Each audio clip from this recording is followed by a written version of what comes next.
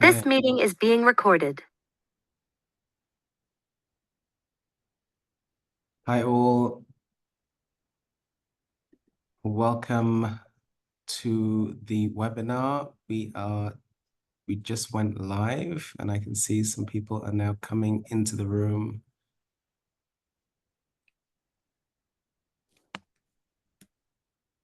We'll just give it a few seconds for people to file in and we'll just give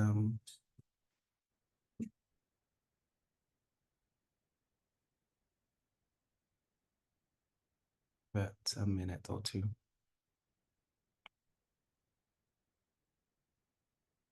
As you're arriving, feel free if you'd like to introduce yourself in the chat, maybe introduce yourself in your organization. Feel free, drop a website, drop a social media handle that we can follow. It'll be good to get to know some of you and also where you are in the country as well. That would be really nice to know.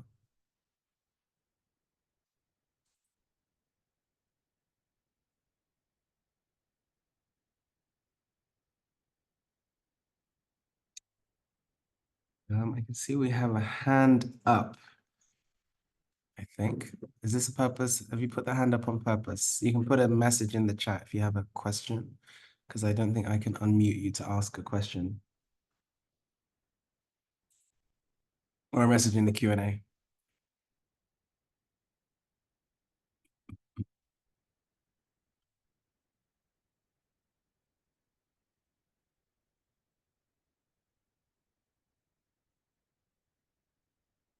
Okay, chat is now enabled. Fantastic. Brilliant. So yeah, feel free, put yourself, put down your organization, website or social media handle, something where we can follow and share and find out more about your organizations and what you're up to. Hi, Halima.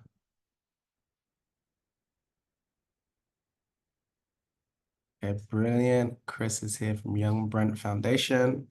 It's brilliant. If you have a social media handle, that's also good.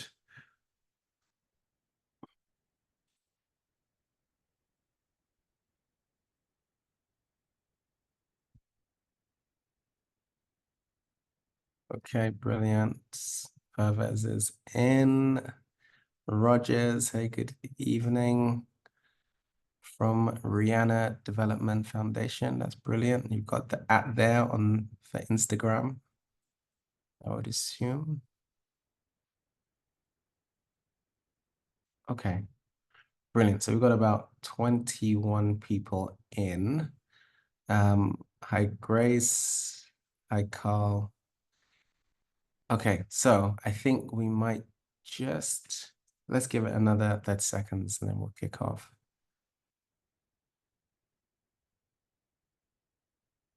Okay, making education a priority. Brilliant. And you got your social media. That is brilliant. Please do go and follow. So it'd be great for you to all, increase your followers and yeah, just keep on building the network. Thanks, Chris, the Young Brent Foundation on Instagram. Okay. Thank you, Grace. Grace Wellness CIC. Okay, brilliant. Okay, so we'll begin.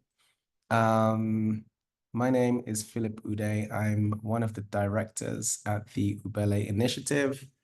And I do lead on the communications for the organization. We have a communications team and, we have our communications strategic manager, V, who kind of coordinates a lot of the day-to-day communications. I'm also involved in the Phoenix Way. Some of you will have heard of the Phoenix Way, and some of you will have been working with some of our Phoenix Way regional partners. And I'm also currently the lead for the communications on the Phoenix Way.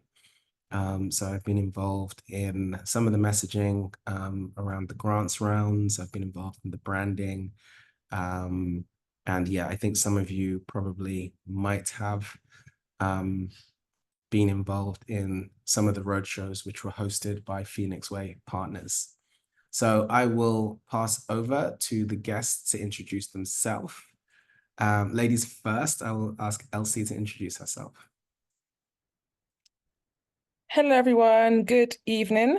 My name is Elsie Aitunde Cullen, and I am the community manager at Guap Magazine, which is a youth-led media platform and creative agency dedicated to empowering young emerging creatives. Aside from that, I also am the founder of an organization called Our Peoples, which is really passionate about linking the creative and cultural arts with well-being and development goals. So lovely to meet you all.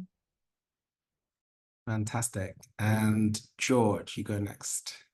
Hey everyone, I'm George Brown. So I describe myself as a freelance multidisciplinary creative, and I primarily use the tools of media communication, whether it be photography, video, design, to basically impact change. My background was in design. I spent the past 4 or 5 years at Paramount in the social impact team, working on lots of kind of different docs and short form kind of media. But I now kind of work with different kind of small companies, but a lot of kind of community organizations as well, looking at how they can use media to basically forward their goals and achievements as well. I also support my dad's organization, Windrush Defenders, which is a small CSC helping Windrush claims as well. Some media projects, but just kind of coordinate and help out with what they're doing as well. So yeah, excited to be here and yeah, chat with you all.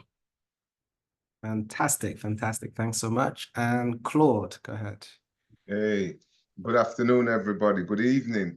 I suppose it's wet and dismal where you are. It's really wet and dismal here.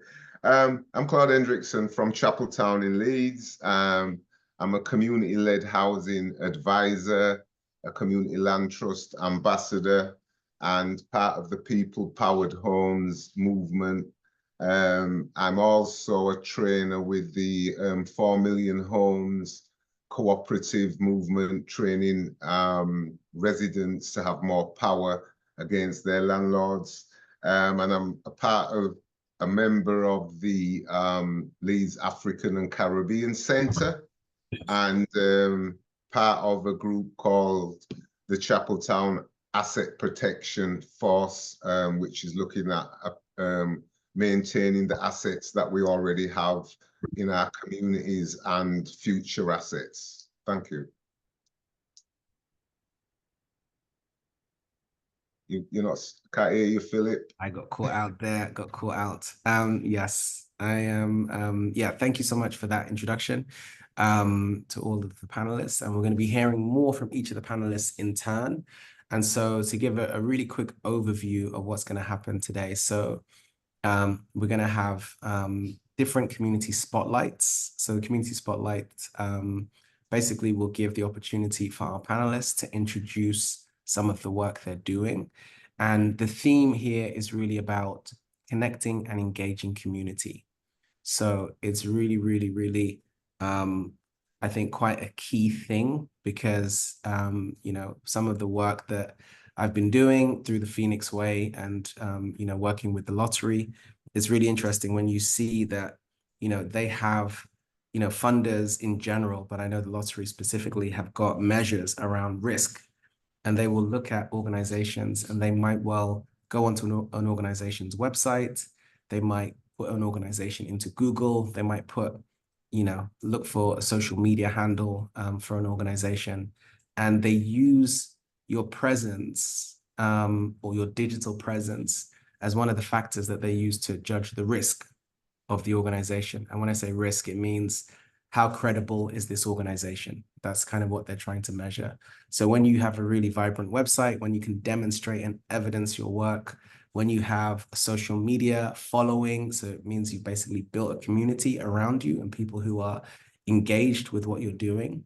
Then when you now go to apply for funding or to look for social investment, then, you know, you basically can become a different proposition because now you can really evidence the things you're doing.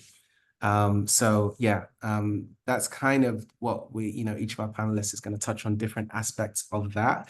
And we're going to have a bigger Q&A at the end. But if you have questions coming up during each panelist's presentation, then do just drop those into the Q&A.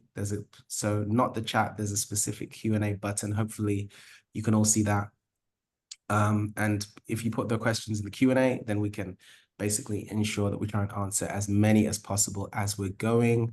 And we will have a bit of a broader conversation around this topic to close the session. So, but without any further ado, I will ask Elsie if she wants to share, if you want to share your screen, and when you're ready, go ahead with your presentation. Thank you. Hello, can everyone see my screen? Yeah, perfect. So yeah, guys, like I said, my name is Elsie and I'm the community manager at GWOP magazine. And I'll be using GWOP essentially as a case study of how we've managed to build our community online. Currently our following sits at, I think, over 80K across our platforms. And I think from some of our events, we've seen that manifest in real life events and engagement too. So yeah, we'll be happy to kind of like share our journey of how we built community over the years and give you an insight. So just a bit about me. Again, Elsie. Some of the projects that I kind of like manage as community manager include our collaboration with Adidas London, which is a development program for 20 young creatives. We're currently on our third cohort of young people that we work with, and are hoping to launch another one in September. We also have a series of events. We did a V&A takeover for the last 2 years running, which were the most attended Friday Light takeovers since 2020. We had about 5,000 people in attendance. And yeah, just other events and kind of like engagement opportunities, from work experiences to school outreach events to giveaways, competitions, etc., etc. So that's kind of like what I manage as my role as a community manager. And so yeah, like I said, so GWOP is a youth-led new media platform dedicated specifically to emerging creatives. And I think back when we started, it wasn't necessarily, I mean, myself and the founders, we come from South London. I come from inner city, South London backgrounds. And I think when we were coming up in the industry, the creatives were a very separate group of society. And then you had like kind of like the mainstream communities. And I think at the time, what the guys wanted to do was highlight people in the community that were doing amazing things. I think from our backgrounds, typically speaking, the role models that we saw, especially for young men, were those that were either like rappers or footballers. There wasn't much kind of like divergence in terms of like role models in that space. And so for the guys, it was about, platforming other people that are doing amazing things in the community and in the space that may not necessarily be highlighted. And so today, in terms of our platforms, we have an online magazine, we have our Instagram, YouTube, TikTok, and Twitter pages. We also do a print magazine once a year. And previously we had like a podcast studio, etc. In terms of our offering, we kind of offer a 360 offering to some of our brands, but that's kind of like more on the brand side. Yeah, I think one of the biggest things that GWOP has been able to capitalize on is our community. And I think we've been able to leverage that in terms of our position with brands, but also in terms of putting together events, fundraising, etc., etc. And so for us, we believe that our community and our influence help to create culture. And I think us being a part of the culture has really helped kind of like push us both in the commercial and community space. I'll just skip past this. But yeah, in terms of like where GWOP started. So like I said, GWOP started as a university magazine. The two founders are there looking very cool. And yeah, it started off as a youth magazine.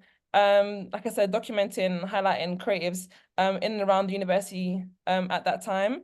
And kind of like where it started off, it really was just about them interviewing people, whether it be on their phones, documenting, doing written articles, etc., etc., going to events. It did really start quite humbly.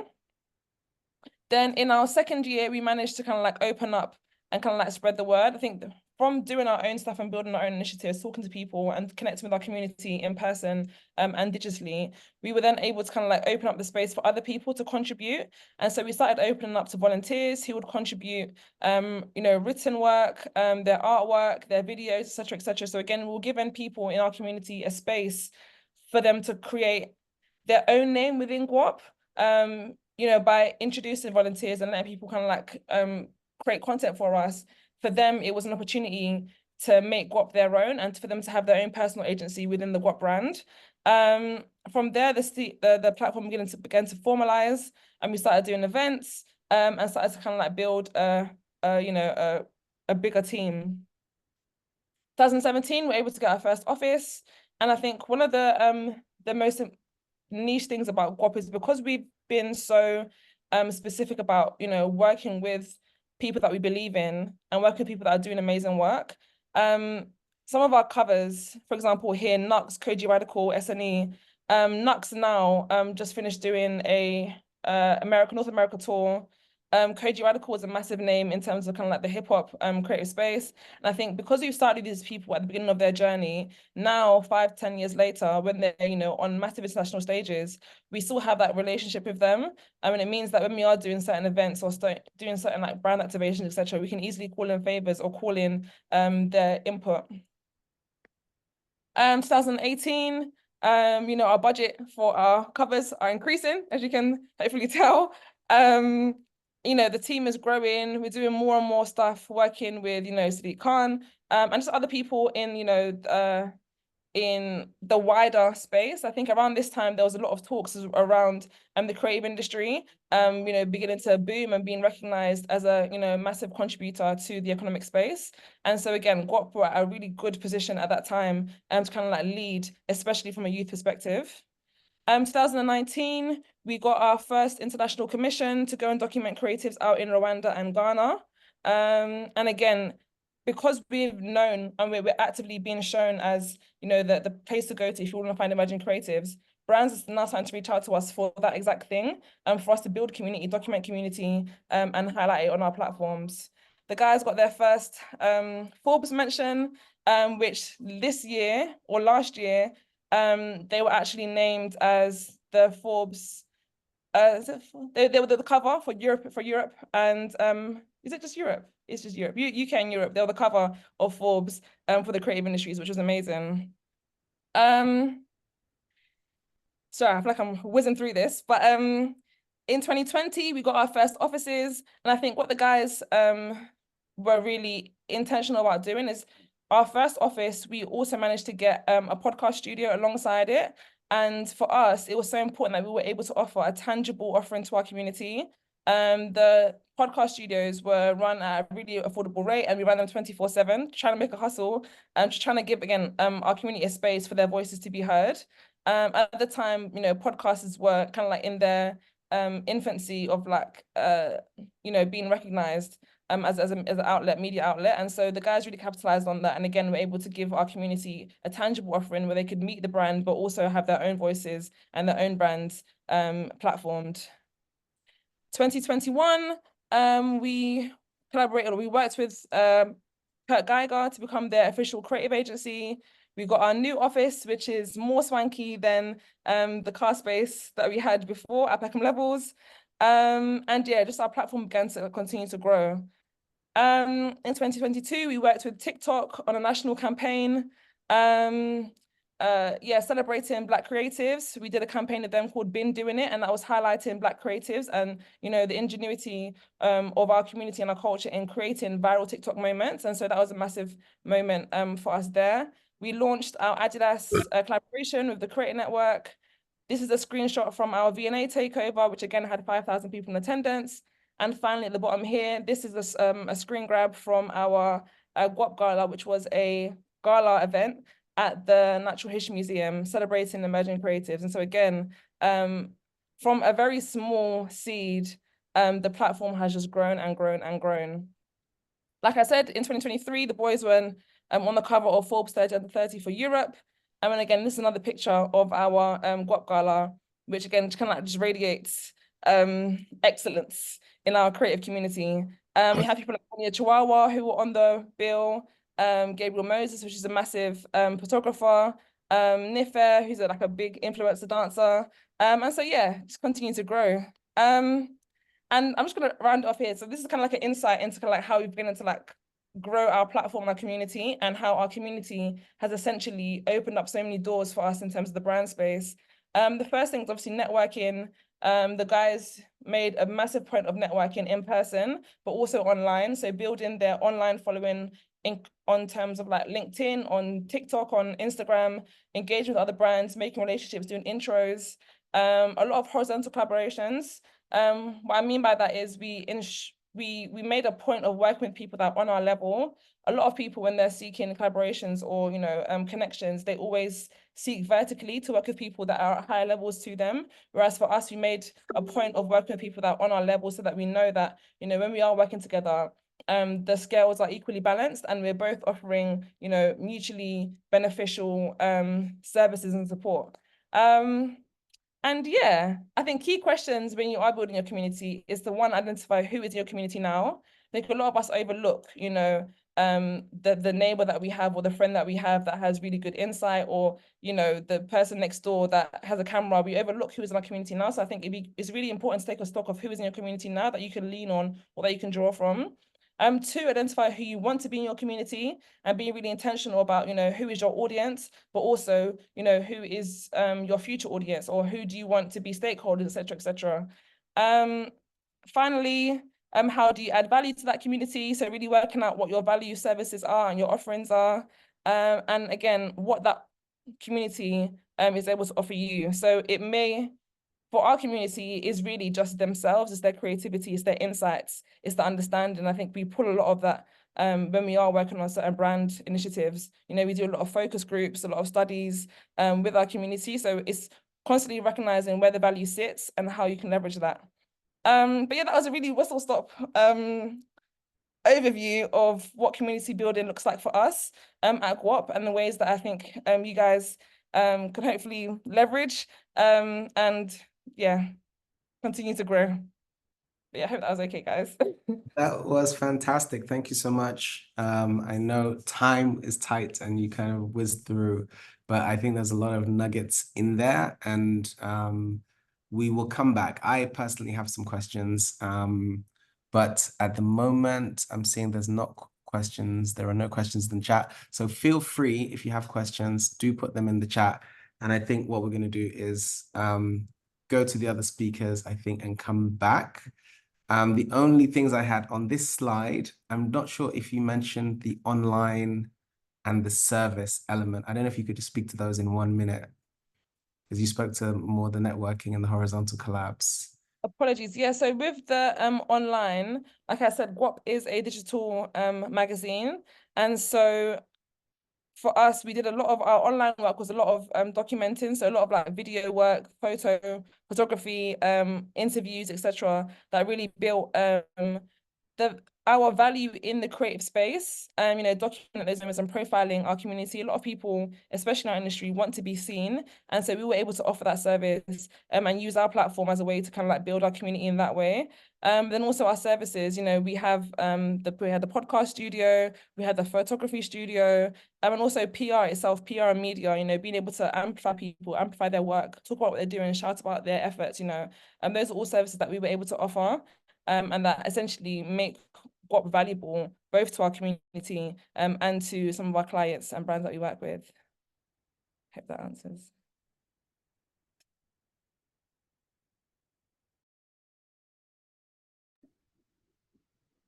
Philip, you're muted. Thanks, Becky. Becky is the square, the Ubele square you can see there. That's not Big Brother's voice or Big Sister. That's Becky from Ubele. All right, so thank you. And there is a question. All right, we'll just take one quickly. How is your organization funded? Because that's very specific about GWOP.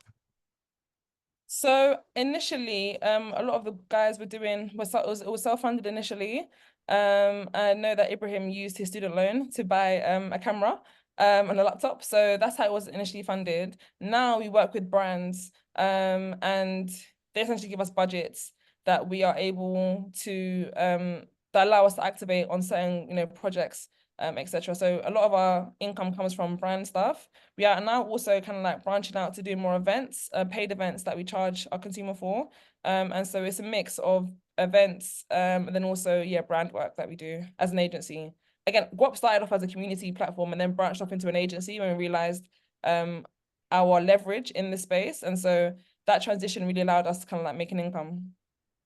Fantastic. Thank you. And there's a question, how can we get involved? I think your website is in the chat, and please follow GWOP on all social media handles and do write to them, you know, with specific questions. I'll now invite Claude to present. And if you wanted to share screen, feel free, but Elsie, if you could stop sharing, then that would be helpful. Thank you. Okay, Claude, the floor is yours.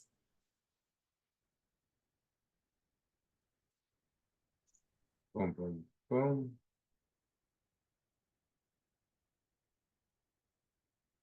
Okay.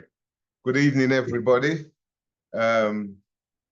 Again, from Thunder and Lightning Leeds, Thunder and Lightning going on there. Hurricane Beryl ain't coming over here, but boys, Thunder and Lightning going on there. I'm Claude Hendrickson. Again, like I said, I'm from Leeds. I'm an equality, diversity, and inclusion advocate. And what I forgot to mention before, I'm a member of Ubile's Strategic Alliance Working Group. Just a little bit about how I go about doing my community engagement. Just to give you a little bit, as mentioned before, I founded a project where a group of unemployed men built their own houses. And again, that was reaching out to unemployed young men that were hanging on the front line. That's why the name of the project, Frontline, that were in bad housing. And that was the issue that they were interested in, solving the housing issue. So we went through a process of building their own houses. You can see a picture of the houses there. They laid 92,000 bricks, 52,000 blocks, and built their own houses.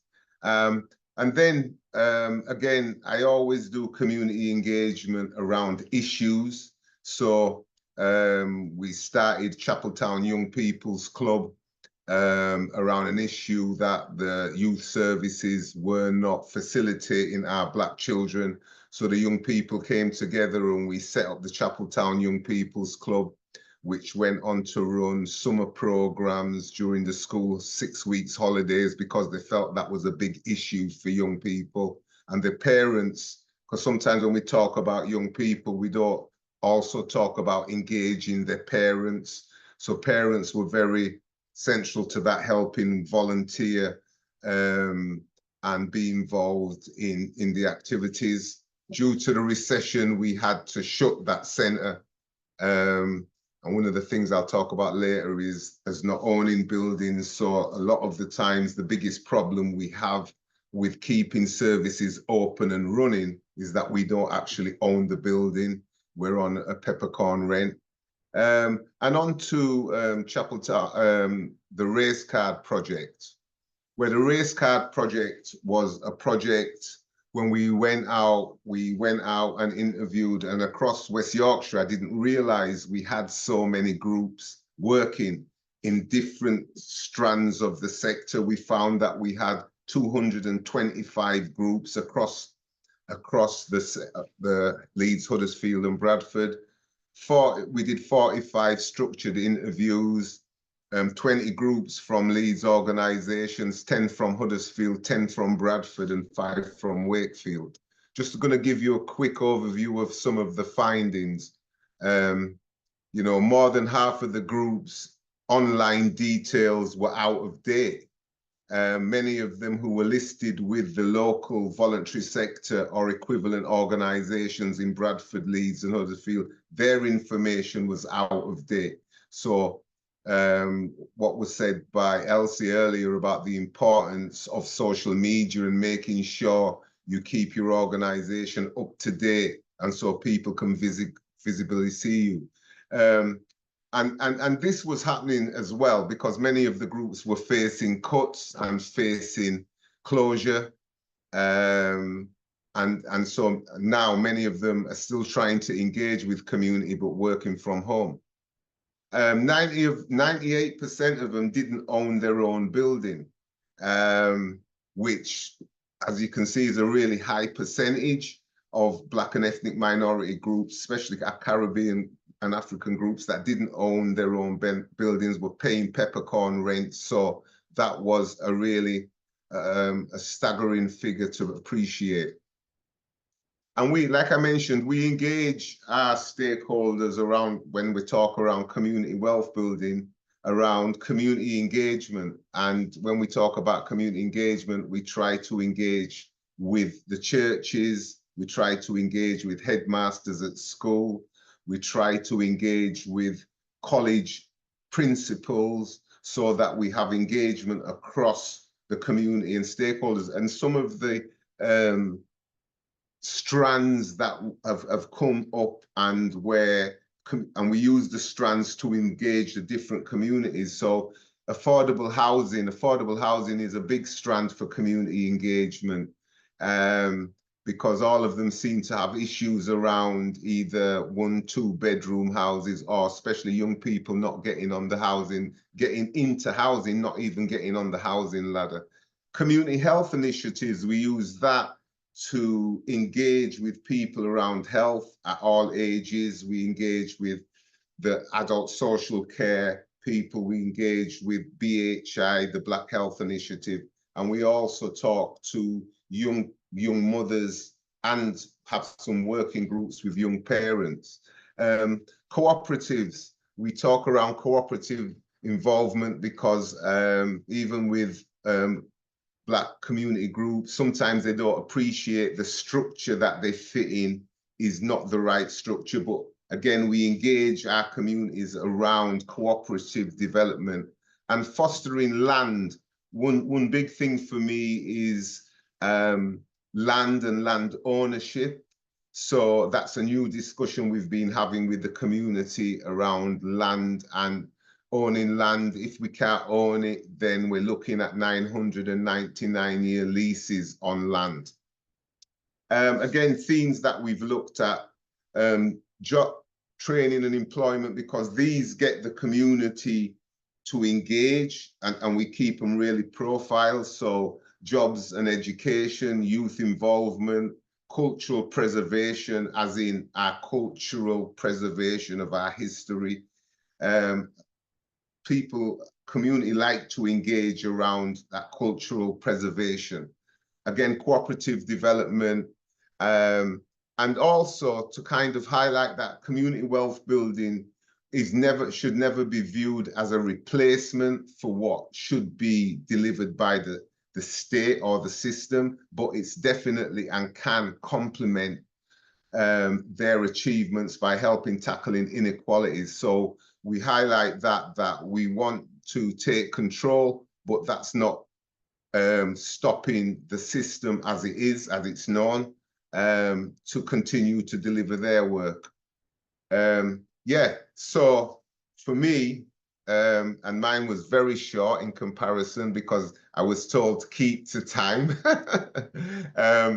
So yes, so very much with community development, I want to push that I am very interested, and I spend a lot of time sharing good practice by traveling around. I think it's really important that sometimes when people have got projects, that they take time to visit other projects, because we're not in this alone, and we're all part of the jigsaw. So I with the Strategic Alliance, for example, I've spent time visiting projects in London, projects in Birmingham, projects in Leicester, projects in Manchester, Bristol, all the way up to Newcastle, where Black and ethnic minority projects are, because sometimes you just need to get out of that comfort zone and really be willing, as well as teach, be willing to learn, because all communities have the same kinds of issues, but you can maybe learn something by visiting other projects. I'll kind of call there, because I'll answer some of the other stuff within the question Q&As later on. Thank you. Fantastic. Thank you, Claude, for that presentation, and thank you for the conciseness. That was really an interesting journey you've given us. And I did have a question, because some of those images seem like they are quite date back a little bit. So how long has the organization been running? And is it in the same form as it was then, or has the organization evolved over time? All organizations, well, some of them have evolved. Community-led housing has evolved in the sense that we have many projects in Leeds now that are delivering community-led housing. The youth provision, that has closed down, but they are now a set of young people working on revising that under the circle. So I act as an advisor and a supporter of that. The frontline self-build is like 25 years. 10 to 2 Club was up until 2012 to 14. The Leeds West Indian and Caribbean Centre is now. That is an asset that we're working on now with a group that I mentioned before, supporting that in the Chapeltown Asset Prevention Force. And that's really interesting that the self-build is still ongoing. So are you finding, because I know we've got a new chancellor now, a new Labour government, and one of their priorities is around reducing red tape, reducing regulation around the planning system. Is self-build ongoing, and are people in 2024 building homes right now for themselves? Yeah. Self-build, the infrastructure, the good thing that has happened, the last government has helped build the infrastructure for the community-led housing sector. So the infrastructure wasn't there previously, but the infrastructure is there now. What is not happening for Black and ethnic minority people, they are not jumping on that, have not got involved with that yet in the numbers that they could do, even though as of African Caribbean descent, we have a good history of cooperatives, housing initiatives. You know, in London, you can find Imani Housing, Brixton Housing. In Birmingham, you've got housing projects in Manchester, in Liverpool, in Leeds. But a lot of them are in the past. And so there is a new window, and I do believe under this government, because they are talking about the need. And what we're talking about is how community-led housing can create housing, but also create training and employment for the next generation of construction workers. That is extremely interesting. And Ubele is actually, as you all know, we have a housing cooperative that we are part of, which is called GIDA Housing Cooperative. And that's at the St. Anne's development site in Tottenham. And so we're building about 65 homes, and it's 65 homes out of a total scheme of about 1,000 homes on that site. So this is community-led. We're partnering with different community organizations. Maybe we can put a link in the chat for people to read more about what we're doing with GIDA Housing. But yeah, I agree with you. More, Black-led groups need to come together to look at housing, because I think it's definitely one of the biggest challenges facing our community, and particularly younger people. So, if you let's say you're in your 30s or under, for a lot of our communities, it's going to be hard for them to be affording to buy properties. And, the community housing stock or social housing stock is not the same as what it was 20, 30 years ago. So yeah, this is a massive, I think, priority. And I think we need to really put this new government under pressure, because they do, the one good thing about the Labour government is that they talk about race, and not just about getting people on planes, but it's in their rhetoric. It's in they do talk about race, and they do talk about inequality. So we'll see, but we've got to hold them to account. Yeah, but definitely, I think, just to add to that land, we need to be thinking about land, because land can give us multi-use. On one piece of land, we could have some housing, we could have a youth project, we could have an elderly project on a piece of land. So we need to look at, with And that way you get lots more community engagement around the idea. Absolutely. Absolutely. That's a key point. Okay. Thank you, Claude. We're going to have more opportunity for a bit of conversation in our final session. I'm going to now open up the floor for George. Please feel free to share screen and go ahead with your presentation. Hello, everyone. Let me just get my screen up. I've got a couple of slides and some video as well. Awesome. Cool. One sec. Now the Zoom thing is just covering up our full screen, but cool. We're all good. So yeah, so I'm George Brown. I'm a multidisciplinary creative. That's kind of what I describe myself now. And I primarily use the tools of media communication, whether that be photography, video, and design, to basically spread ideas and stories. My background was in design, but I just became more passionate about how I could use visual media in particular to impact change. So as well as generally capturing, documenting the world around me, I've worked at Paramount in the social impact team. So that was what I was doing kind of like pre-September last year, and kind of developing ways for them to basically connect with communities around the world and share the ideas that, kind of internally they said they wanted to champion. So we worked on kind of partnering up with kind of organizations and individuals and activists all around the world to kind of put out their ideas. But I also work with small organizations, startups, individuals, and also an organization, Windrush Defenders, to kind of support their aims around Windrush claims and status, and also spreading awareness. So the images you kind of see here are a bit of a mix of some of my work as well. But I'm going to tell you a little bit about how I come to the idea of communication and engagement as a creator. So we tell stories to connect. We do it without thinking all the time. So, I was in a barbershop the other day and I'm just telling them about my week and, what's going on. And the reason I'm telling them that is to connect and engage and just keep up that rapport. But humans are storytellers, and they've been the things that have been used to connect, engage, and bring people together throughout the ages. Like, so, most people in the world, the majority of people follow religion, and all of those religions, or pretty much most of those religions, all come down to a collection of stories, important stories, but nevertheless, words that are communicated, that have brought people together. They've shared ideas and they've spread awareness, and many other things as well. So I use that grand example and reference to those stories because it's something that everyone can relate to. Everyone knows that kind of concept of spreading an idea through religion.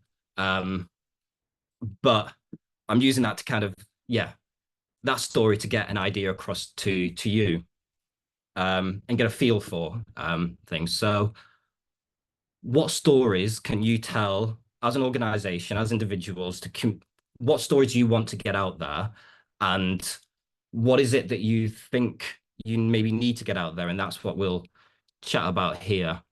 So what's really useful maybe as an organization and for me as a creator who might be helping tell these stories is thinking about the audience. So who is it that you're looking to communicate with? And that's really important as a starting point, to kind of figure out, what is that message and what is the tone and what kind of things do we want to talk about? And, those things can cross over as well. And we'll go into some examples in a little second, but, people you could be looking to reach to the general public, spread awareness about the subject matter that your organization is organized around.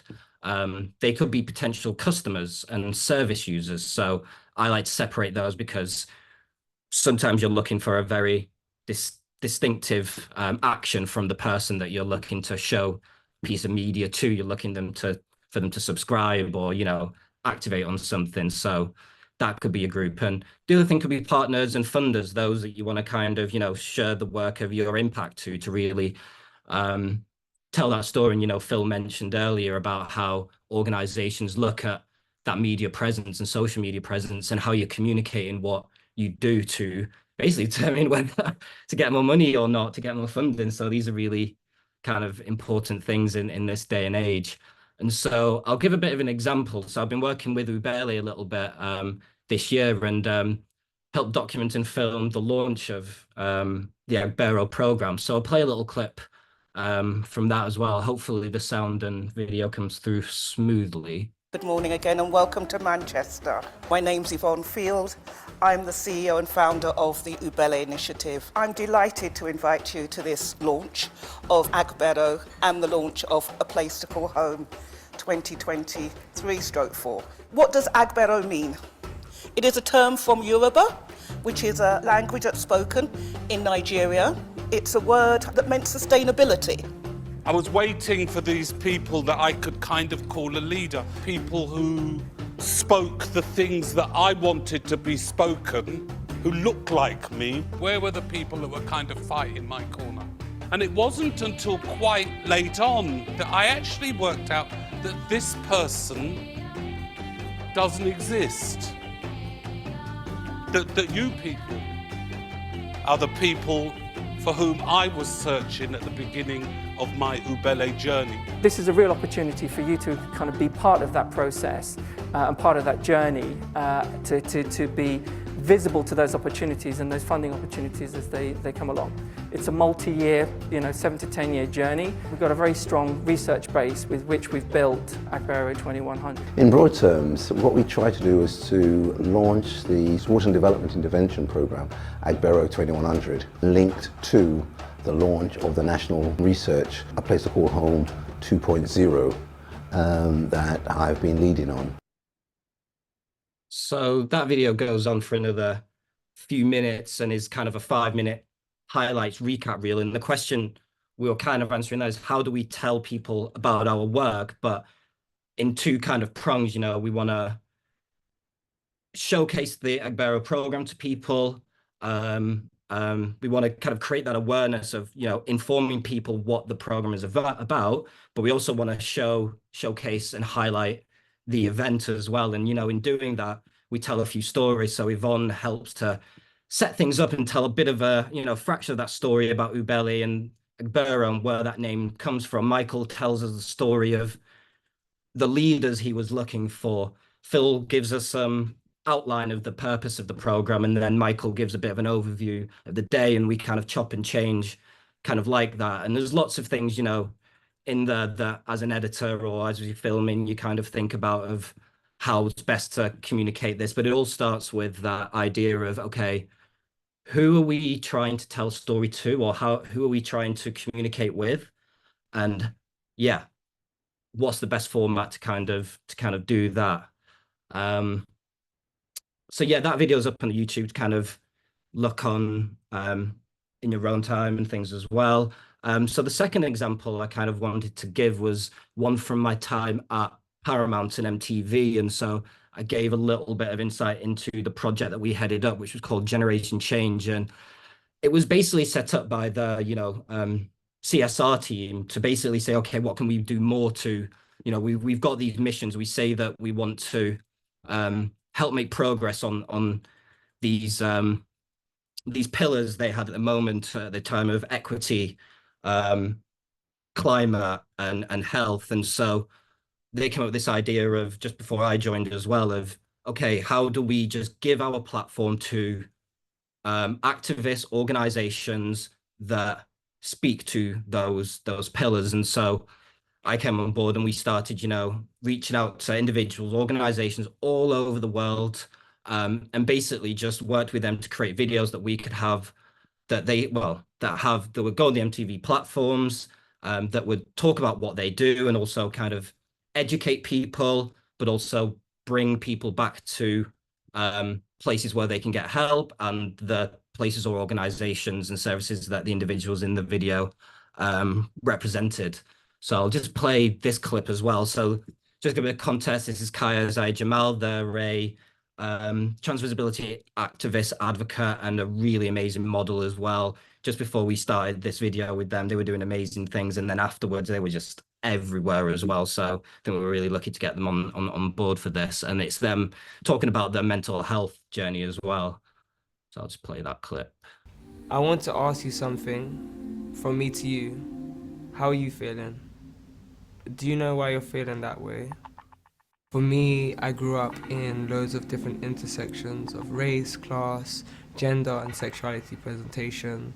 It wasn't linear, it was complex, and it's a journey that I'm still on. What helped me was being comfortable and confident enough to say how I was feeling when people didn't necessarily understand it, and sometimes when I didn't understand it too.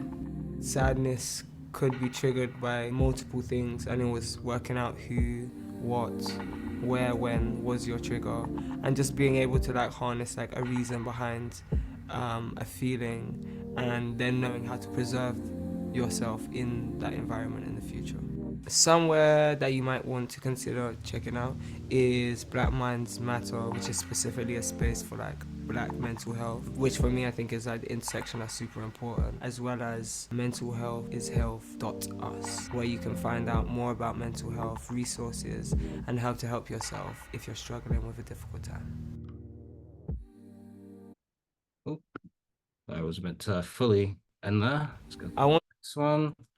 So you'll see that's a kind of completely different tone of video, and the aims of that were much more general. That was going out to a general public, and we really wanted to just raise awareness, but take people on a journey where they could relate and get help if they needed to. And so in directing that piece, so I was the director for that piece and put the kind of the concept together. So what I was trying to do for that was, first of all, connect with the viewer, put in something that hopefully the ideal viewer, so someone who's going through what this person in the video might be going through, put something out there for them to relate to and really get them engaged, give them something. So, give them those tips that can help them. And then in doing that, you're already offering the person something, it's always a question of, okay, I think when people see a piece of media and things like that, one of the things that I think helps people engage with the subject matter is what are they getting from just that video in the first place? And I think if you can give people something just in that piece of time, then they'll want to kind of follow on really. And then at the end, you see those call to actions. Okay, what do we actually want people to do now? And in that instance, we wanted people to know of the service, Black Minds Matter, so that they have a direct place to support. And then we had a secondary call to action as well. And the secondary one was one the organization, Paramount MTV were working with. Black Minds Matter was chosen by Kai themselves. So we wanted to, put forward the organization they wanted to, to champion essentially.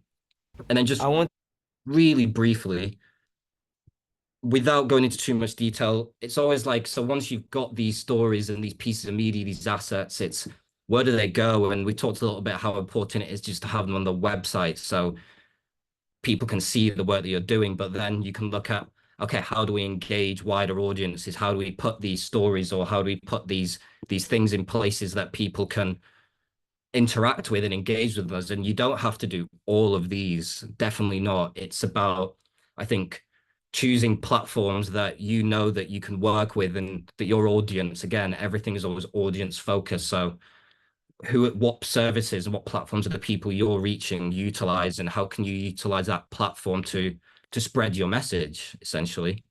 And just a quick example of an organization that you might be aware of that I think does really, really well, and as well because so some of the examples you've seen before are quite well produced, we love the quality, and that really does impact, but not everything has to be done like that. Resources are real, so sometimes you've got to do things with phones and things like that, and things can be of varying quality, but it's about that engagement. And Sister Space, I feel, does a really good job on their Instagram of just engaging the community about their work, the issues that they're involved with, bit of news as well. So they really chop it up with what they're giving to their audience.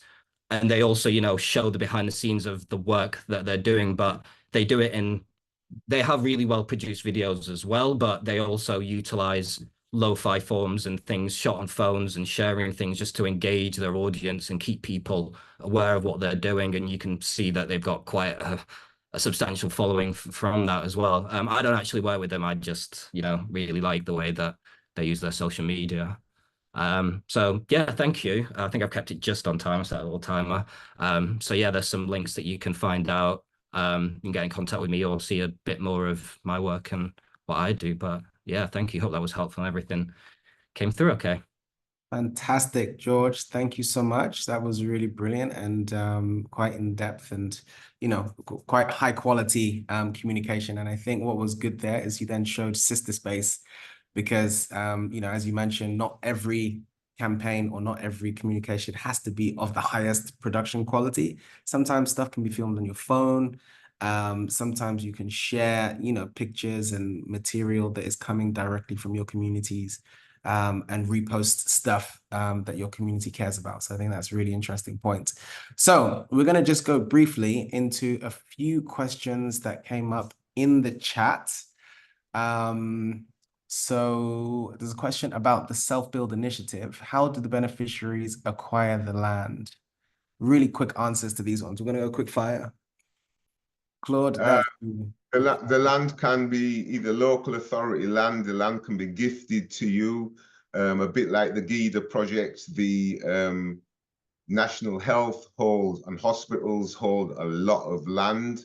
So land can be purchased, it can be gifted, or you can get it from the local authority on 999-year leases. Fantastic. And there was another question about retrofit of community-led retrofit. That might be I'm involved and supporting that strand in Leeds, around Leeds. That is getting all the houses and retrofitting them. I think for our community there is an opportunity with the green agenda and getting houses to be retrofitted up to eco standards. I think we need to be in that conversation because there's potential employment and work within there. Absolutely. So to touch briefly on 3 key points, effective stakeholder management. I'll just give a bit of an example from Ubele. Ubele initiative, I think, has been really successful over the years in communicating our social mission. That includes things like having a monthly newsletter that is vibrant. And, I've had conversations with different people who are within the sector, and they're like, "Oh, we get your newsletter. We've seen your stuff." And I feel like you're opening up a constant dialogue. Also, our website really documents a lot of ways that we are working and documents a lot of the projects. Any project that Ubele is involved in, you can just stick it into our website and have a read of what we're doing, and as well as the social media. So I don't think we do social media as well as someone like Sister Space, but they are quite active and vibrant, and I think we're trying to move towards that direction as well, of keeping our social media channels all really vibrant. Elsie talked about how can we approach community engagement in creative and captivating ways.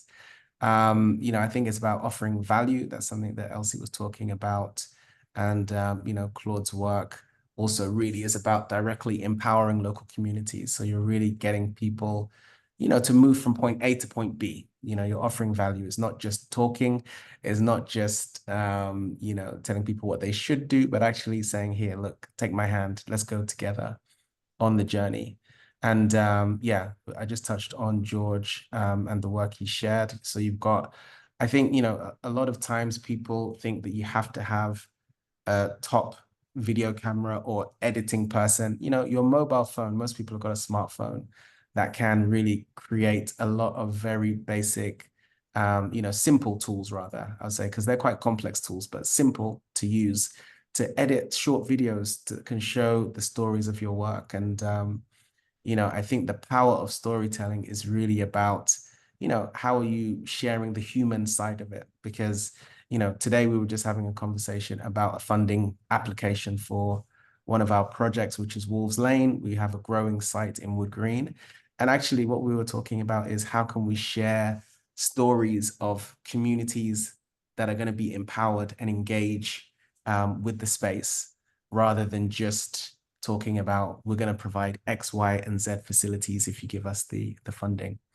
Are there more questions in the chat? Because I don't know if there are any. I can see some things popping up. Retrofit, yes. We can connect you, Andrea. So maybe, I think, Claude, you've put your website here. So yeah, Claude's website is here. Maybe you can just repost that. Oh, I think that's reposted already. Perfect. Okay, well, are there any last words since we're about to close on time? I'd just like to open up to the panel. Elsie, just for any final insights or words of encouragement for our organizations who are about to go out there now and start engaging with their audiences in a different way. I get. Oh, go for it. No, you Elsie, go go for it. ahead. Go on. No, I think I'll just say, yeah, just to don't despise small beginnings. I think a lot of us kind of like put off documenting and creating stuff because we think we don't have the latest tech, we don't have the best camera, we don't have the best this or that. And I think not despising small beginners and allowing yourself to start off somewhere small, even if it is just, you know, posting up a quote on, you know, the timeline. I think production budgets and capabilities, they grow as the community grows, as the platform grows. And so just start and the resource will come. Fantastic. Claude, what's your final tip for the audience? Yeah, I've just been asked a quick question. How do you get land from the council? And what I would say is all councils have a self-build register, and we need to get more of our people on that self-build register, and then they will send you information about available land. What I would add to communications is that radio, you know, even though we're all going social media and that is important, but getting our message out to our communities by using any kind of formal local radio stations that you have is something that's not been mentioned. Fantastic. That's really helpful. George, what's your final tip to the group? My final tip is just remember the audience, put yourself in their shoes, and they will then kind of tell you what you need to make. And yeah, just echoing everything else he said as well about you don't need big cameras. Hopefully everything that I talked about in my presentation, you kind of take the, you know, the nuggets of information and apply that with whatever tools you kind of have to create, because it's the stories that are important and everything else build on. So yeah. Fantastic. And we will be sharing the presentations. So don't worry if you didn't take all the notes. We will be collecting the presentations from all our speakers and sharing them. And yeah, one thing I just want to mention is remember that you guys, like, you know, don't be afraid to show yourself in the journey. And I feel like actually you guys are at the center of your, you know, of your project and of your enterprises. But actually, you know, you're part of the community as well. And I think your stories are really, really valuable. And I think sometimes we might underestimate the power of telling your own stories and your own journey and really putting yourself at the center. So that, you know, don't be afraid to show yourself on the journey and to talk to people and to share on social media, connect on LinkedIn. You know, I really like what Elsie mentioned about networking, because actually the more and more you make connections, not always, you know, with people who are far ahead of you. Sometimes it can be people in your own peer group, people who are at the same level as you, working on similar things. And yeah, I think it's going to be really valuable. All right, so I will close the session here. I have prepared a little outro to play us out. And this shows a piece of work that Elsie helped us to prepare with her organization, Our Peoples. We held a Windrush Tea Party 2 weeks ago in celebration of Windrush Day.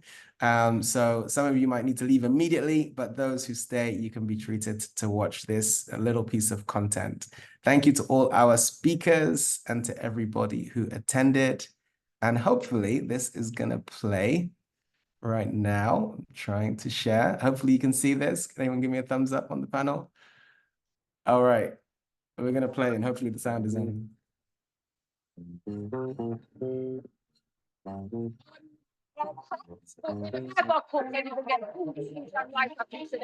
With coconut from top and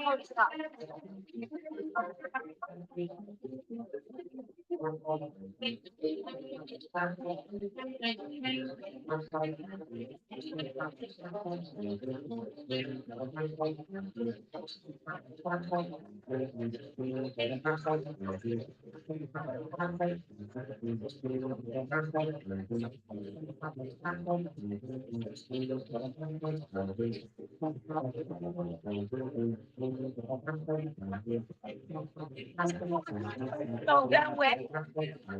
You know, when I'm up in my house, they let them up. Remember your first experience of frozen fingers? Carrying the kerosene can, they got heat your heater, I'll cook your dinner. I remember when my mum used to cook Saturday soup, that's when we were little. Darling, there is nothing sweeter. You make me sweet, you make me born. Fantastic. And that has been viewed over 8,000 times on, I'm not sure if the sound was 100%, but I think you got the vibe of the whole thing. And that has been viewed over 8,000 times actually on social media, which is on Instagram, which is fantastic. So the work is getting out there and we're sharing our stories. So look forward to seeing you next time. Thank you all for attending. Take care. See you soon.